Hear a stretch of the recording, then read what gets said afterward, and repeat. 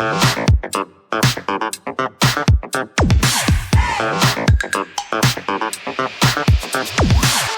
just feels so formal. Hey guys, Brendan and Jordan here. We're just going to cover off some topics today in this webinar that we think would be a really good starting point for a lot of businesses who are interested in doing any form of outreach, particularly through LinkedIn. So Jordan, why don't you tell us a little bit more about your business? Thank you. So my name is Jordan Knight. I am the founder of Spicy Pineapple Marketing, and I specialize in social media management and LinkedIn lead generation, which I've got to say is the most popular. Not surprised. And so where that dovetails really well into what I do, Brendan lead B Digital Marketing Group, and what we specialize is in conversion marketing. So the idea is it's one thing to be able to get a lead, it's another thing to convert one, and that's where we come into the picture. So I think we're going to dovetail beautifully here. What we're going to do is have a look at somebody's LinkedIn profile today, see how they can optimize that, see how they can prepare themselves for the most effective type of outreach, I think. Yeah. And then I'll then take it from there and look at how we can ideally lift that conversion rate after that outreach is complete. Awesome. Cool. Let's do it. All right, let's do it. Let's use me as the guinea pig.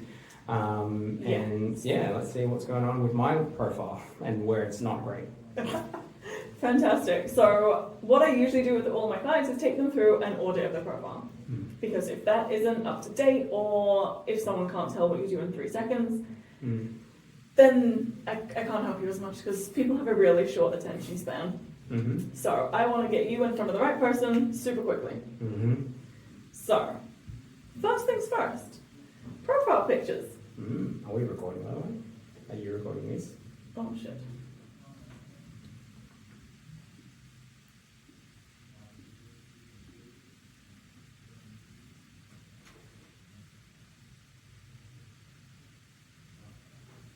So your profile picture. I would say black and white is good for about 5 years ago. Yeah, okay. You don't even want to know when the photo was taken. It was a lot longer than that. Don't say uni days. Are you wearing a suit? So if you had that in colour. Otherwise, take a new casual one, smart casual. Okay. So colour would be just more engaging, would be the, Yeah, Okay. I guess it gets people to know sort of you, easier to recognise, things like that. Okay. So I would say, super important, have colour. I think mine's sort of, my face, like a red top one, so it's like blonde and red, and you're like, oh, yes. So it stands out. Okay, get Stands out. Any advice in terms of if somebody hasn't got a professional headshot done, what is a good way to go about getting a profile photo? Yeah, I mean, professional would be awesome, but if you don't, have the time or the money to just go ahead and throw money at a professional picture, honestly, stand in front of a wall like this, get your phone, take a picture. Cool. All right. Something super simple. All right, just shows you. We're doing that after this then. All right, thank you. So easy, dark background, or even, an office space, a library, you can do anything. Okay, cool. Just casual, professional, someone that people can go, yeah, they look like someone I can talk to. Cool. Makes sense. Yeah, because they want to know you. So second is your banner. So I want to say I'm not 100% sure what you do exactly. Fair. It's good to have your logo. Still quite medical. So I would say change that up. Put your logo over this side. Okay, On the right hand side. That's so it's not fighting my image there. Yep, cool. Yeah. Make your face obvious, make your logo obvious. So face on the left, banner on your right, and you've got your logo and a one-liner about what you do. An image that demonstrates that. Okay. As such, sales, your line that goes up like sales, you're making sales. Yep. You help people get from A to B. Cool. We want to know what you do. Sales funnel strategy, A one-liner that makes it super obvious. Yeah, makes sense. Absolutely. Awesome, you've got your company just below your banner, which is great. So you can do this from your experience side and say, yeah, I work here and I want it to be at the top. Okay. So you've done that. Fantastic. I would say the next thing, your title, underneath your name.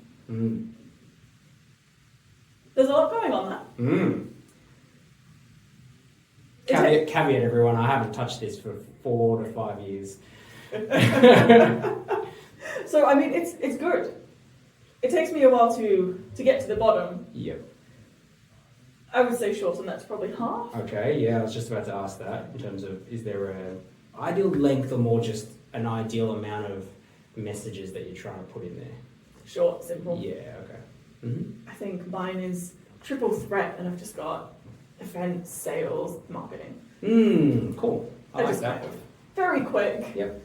This is what I've done. You can get an idea from there. Cool. Cool. So short, easy. I'm going to say a lot of people might not get to the end of this sentence. Mm-hmm. Yep. But if they do, that's good as well. Mm-hmm. So, providing services, that's good.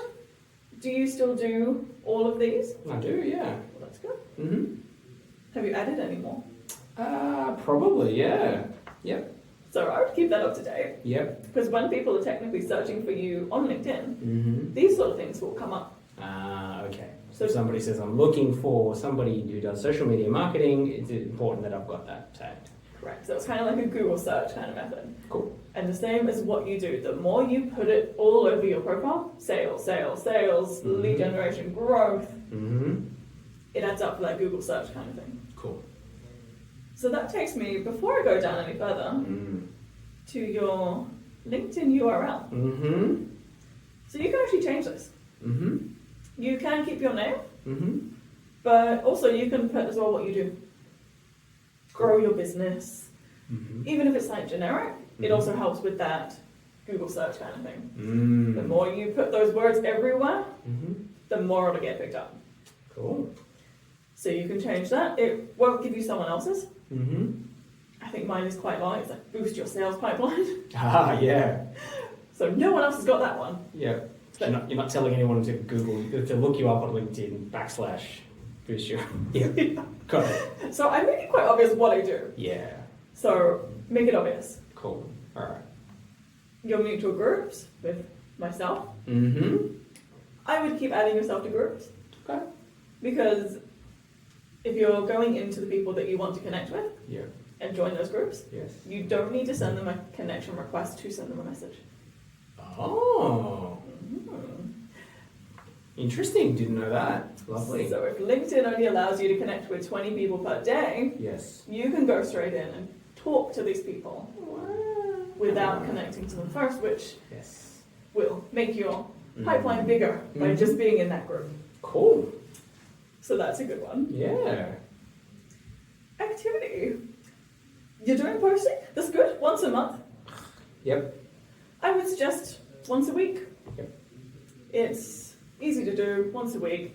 Plan them out for like 3 months. And give people tips, tricks. What's going on?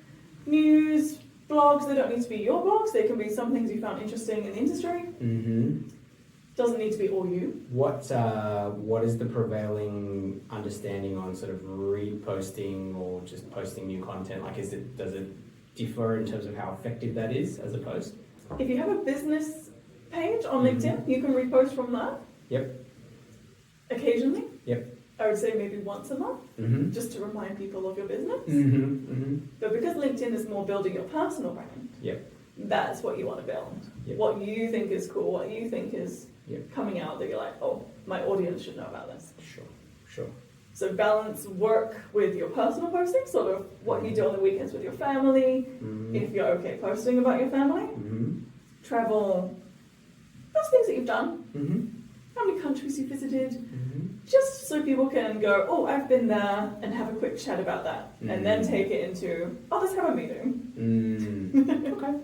So you swap the conversation from building a relationship to, great, let's now talk about business off of LinkedIn. Makes sense. That's how we started talking, by the way. We both love diving, so if you love diving, get in touch with us. Yes, we know a few places. So your about section. That's pretty good. I like it. It's informative, it's easy, but it depends on... Needs a strategic update though, but if you are changing your target market of who you're going after. So it's painfully obvious I'll be updating this after this session.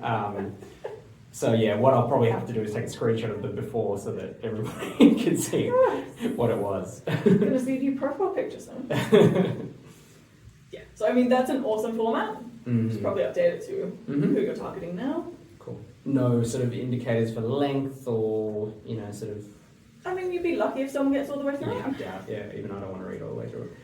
I'd say maybe like 200 words. Yeah, okay. Put it into a sort of story as well, like about yourself, put your background. Just like quick. Cool. Got background experience in blah, blah, blah. This is why I'm good at blah, blah, blah. Cool. Yeah.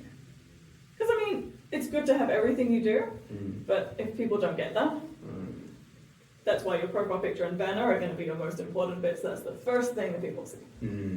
Yep. And your experience, it actually doesn't need to match what you've done. I've got one client who actually used to work at Telstra in marketing. Now she's a lawyer. Yes. Okay. So it's a big switch. And it also is a conversation point. Yeah, cool. So your experience doesn't need to match, but it's good you have it that you'll go, cool, you know what you're doing. Okay.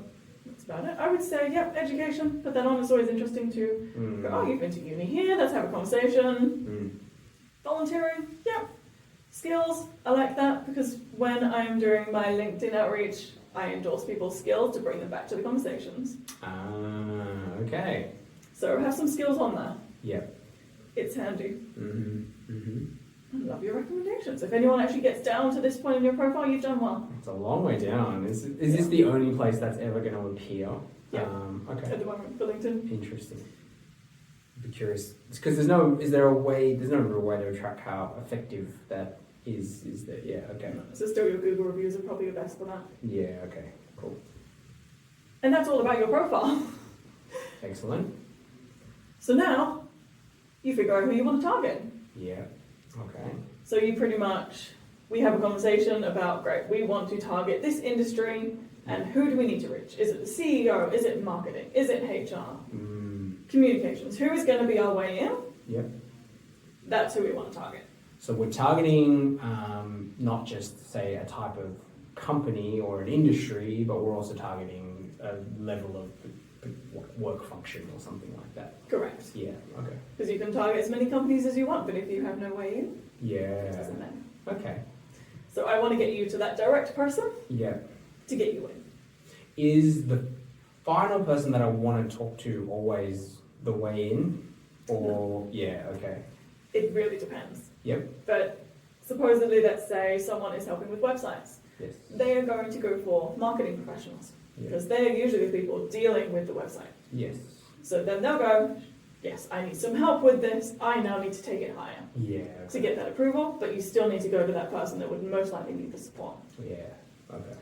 Or you can go directly. If it's a big company, the CEO is going to be harder to reach. Yeah. But for smaller companies, you can go either CEO or marketing to that method. Yeah, okay. So I try both. I mix it up.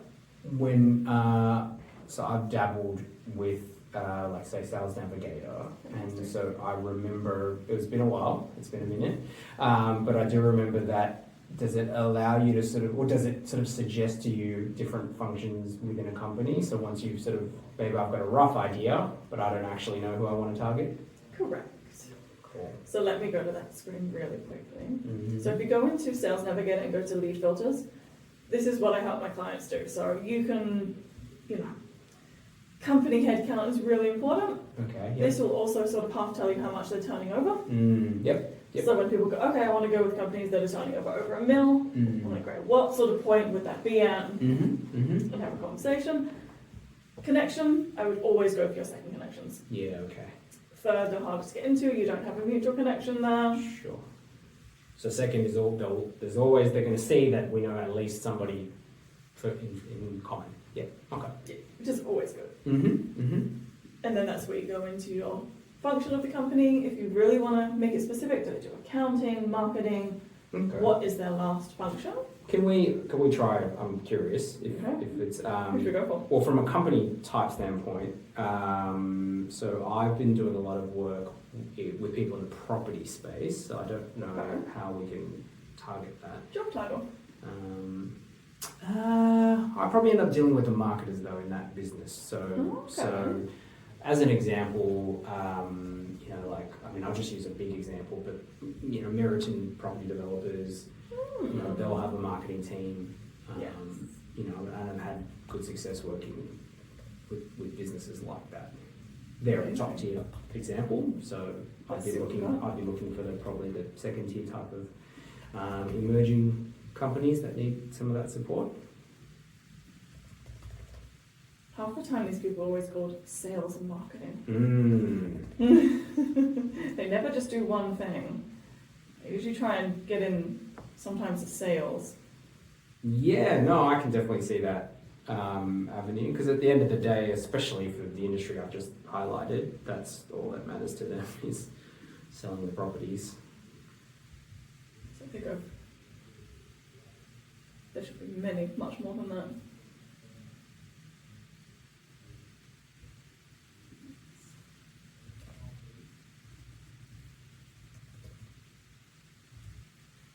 So this is where I sometimes go into the real estate job titles.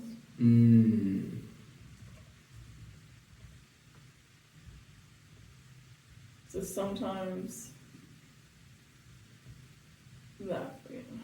Yeah, that'll bring it up. So that will get you obviously straight to the real estate agent themselves. Well, that might be a different way of even looking at who I'm looking to target. So I can absolutely work with real estate agents, but maybe you can help me with what's a good way to, because 7,500, that's horrendously large.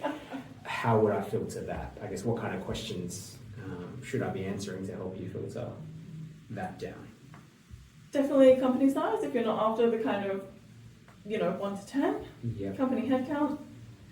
This will tell you how many it has in each great. section. So it tells you okay, brilliant. Then you choose your target. Yeah, wow. Let's do the 11 to 50 and the 51. Can you do 2? Yep, you and can. the 51 to 200. Yeah, cool. And this is across Australia. Yeah, brilliant. Oh, yeah, of course. So obviously if I'd like to have a physical conversation as my end goal, then Sydney would make more sense. Okay, then let me put in Sydney. Take out Australia. Let's see how many we've got now. 520. Oh, that really brought it down. That was surprising. There's probably a few more people we can put in here. And so, what is a good number to build up, start a campaign as a base? Yeah. I would say at least a few thousand. Okay. A few being 3? Yeah, 2, okay. 3. Yeah. That's where you're, because you've got to send out 100 requests a week. Mm-hmm. You've got to get some people coming back to you. Yep. Get in that conversation, take it offline. Yeah. Okay. So my job is to then get these people onto your connections list. Yes. And then to have that brief conversation. Yep. To then get them into your calendar. Cool. So 2,500 would get you through 6 months, roughly. Cool. Makes sense. And I would say it's a bit more of a longer term process than just, I'll try a month. Yeah. Yeah. People don't start accepting those requests for another 2 to 3 weeks. Yeah. That's so there's a bit of a lag Yeah. for the conversion effectiveness. Yeah. Cool. That's essentially it. And then you start reaching out to someone with a question. What does reaching out with a question look like? So once you've sent out that connection request and they have said, yes, Yeah. I would like to be your LinkedIn friend, Mm-hmm. then give them a couple of days and then send out that question. Yeah, okay. A question that relates to you and to them. Okay. As an example, I worked with a video production company Mm-hmm. and we reached out to marketers in government education. Mm-hmm. Their question was super simple. Do you use video with your marketing, testimonials and all website? Mm-hmm. Okay. One simple question. Yep. It highlighted what they did, video, Yeah. and what they did as a marketer Yes. Okay. to then Yep. get a, yeah, no, Just to it's start easy. a conversation. Yeah. Okay. And what should I expect as a return rate of communication for my simple question? Definitely from there, anything between sort of 15 to about 25%. Okay. Cool. Yep. As a rough ball game of people responding, and then you still need to get them off LinkedIn. Yeah. Okay. And so, where normally for your clients, where does it start and end? So once they've got that conversation, usually I'm getting my clients around 2 meetings a week. and this is in their target market, this is who they need to speak to. Yeah, So okay. usually it's. So you go from that question to the meeting. Is your secret sauce in between there? Depends where the conversation goes. Yeah, okay, great. Yeah. And you're sort of managing that case by case, and awesome. Okay. Usually I'm after, yes, I'm the right person, no, I'm not. Yeah. Not sure? Yep. And I go, great, who can you pass me on to if you're not the right person? If yes, Yep.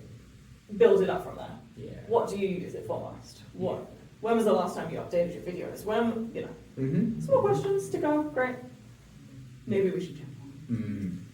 Perfect. And then that's pretty much where I end my client talks until I go, let me know who you want to follow up, so I can do that on LinkedIn after they've had a conversation. Yeah, okay. Yep. So it's like, hey, you might have had the meeting, don't make it go cold or Pretty Yeah, much. yeah. And that's probably where your expertise comes in. potentially, Yeah. yeah. So, we've definitely done a bit of work now with people doing outreach, whether it be on LinkedIn, whether it be on email, or sometimes even, sort of old school physical outreach programs, whether it's mailbox drops and all that sort of stuff. That still happens. Absolutely, and there's still a place for it. It's funny, like I always say that I'm obviously a specialist in digital marketing and I'm a big proponent of it, but I think there's a lost art in remembering that there's a physical world, and at the end of the day, that's what's the most important. So yeah, just trying to mesh the two together. So where our expertise comes in is, all right, great, you might do an outreach of any description and generate interest, but at the end of the day, you've got somebody really just they're aware of you, and maybe they're considering you or evaluating you. So where I come in is go, okay, well, how do we take somebody from evaluation through to decision, and then through to actually converting? So that's where I'm always saying, make sure that we're designing something of value. Like I think what you're saying with the asking the question is perfect, right? Because that's at what we call the awareness point, right? We're sort of just going, hey, you just need to be aware of what I do and aware of essentially what you do as a person working at this company. So we've created that level of awareness. And so for us, we're always saying, the next part of it is you just need to, we say you need to needle the pain a little bit. You need to point out to them, hey, if you are not doing this, you're likely to have these issues, and really what you're sort of saying is I'm well aware that you're probably having these issues. Please let me help you solve them.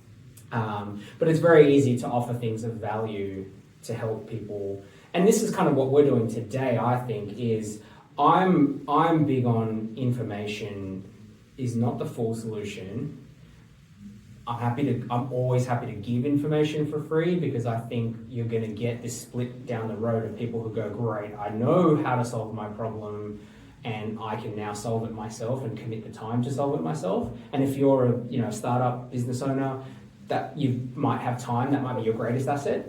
Great, go ahead, do it yourself. But if you're time poor and you're busy running a business, then that's where I think service businesses like us come in and be like, okay, well, I've given you the how. Let me also then do the work for you. And so yeah, that's where I talk about, all right, so we've created this problem, how do we offer value to solve that problem? And so I'm always challenging our clients to say, don't be afraid of, you're not giving away the information isn't giving away your service. It's ironic that it's the other way around, where you're sort of letting somebody know, this is how we do it. Please feel more comfortable or consider us further because we're telling you how we do it. I do the same thing. I tell people exactly what I do. Yeah.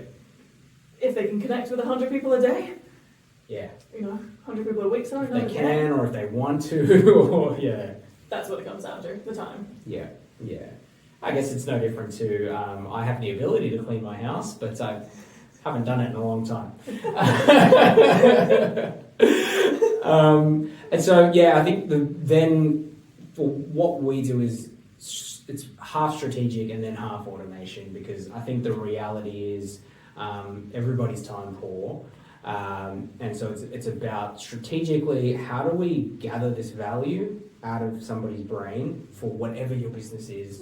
It can be really super specific. So for instance, we've worked with companies that sell motorized respirators. We've worked with companies selling 300 unit apartment buildings. We've worked with companies that are doing education programs for registered training organizations. Like, it's just so varied. And I think it's important to know that, no matter what you do, nobody knows it as well as you do. So it's important for somebody like me. I always just go, hey, I'm the idiot in the room. I'm just going to ask you some dumb questions so that I can put them on paper and give that value out to people, because I guarantee you've forgotten more about your industry than most people at the prospect side are going to actually know about your industry. So let's give that value out.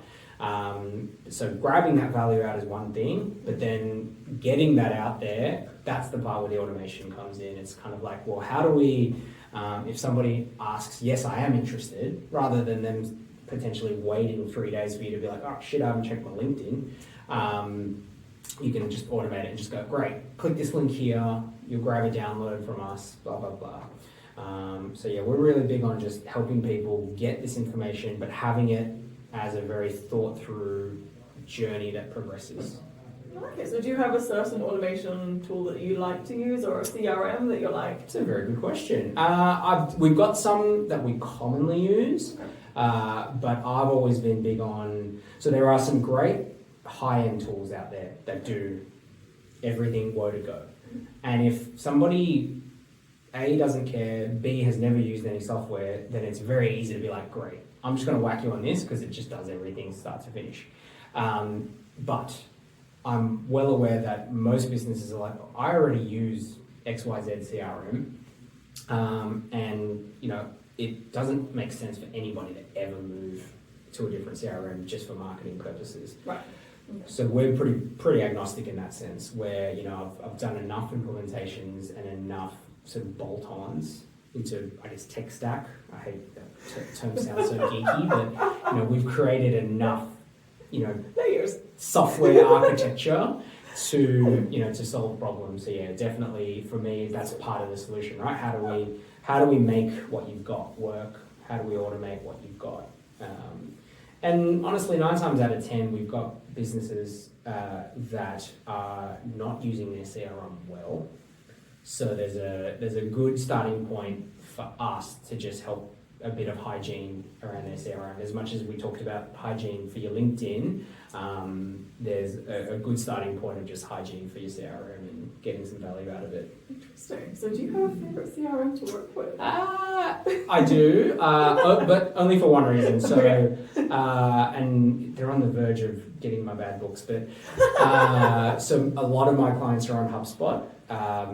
The reason is it's got that beautiful freemium model where for any size business, it's an easy place to start. So if somebody tells me they've got no CRM, they're using spreadsheets, I vomit a little in my mouth, and then I recommend that they start using something. And usually HubSpot's, it's low friction. It's like, hey, it's not going to cost you anything. Let's just start using this. And if you find that it's not for you, no harm, no foul. It's cost you nothing. You move on.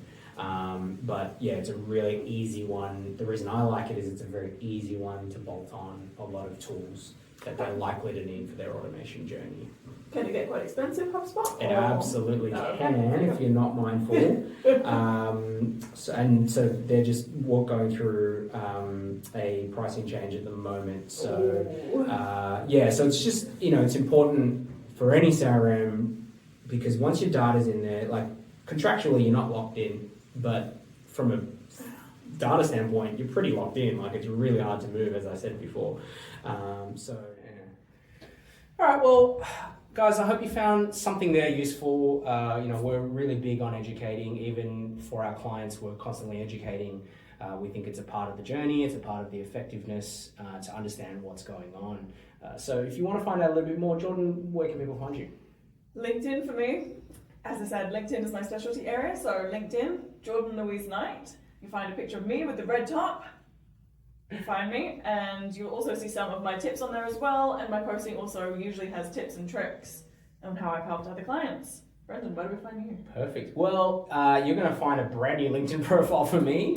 So by the time you're watching this, definitely connect with me on my LinkedIn, even if it's just to see a bit of the transformation that Jordan's helped me through.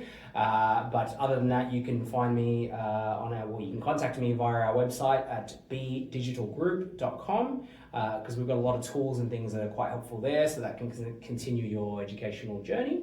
And if you have any questions, just reach out. We'd love to help. All right, see you everybody.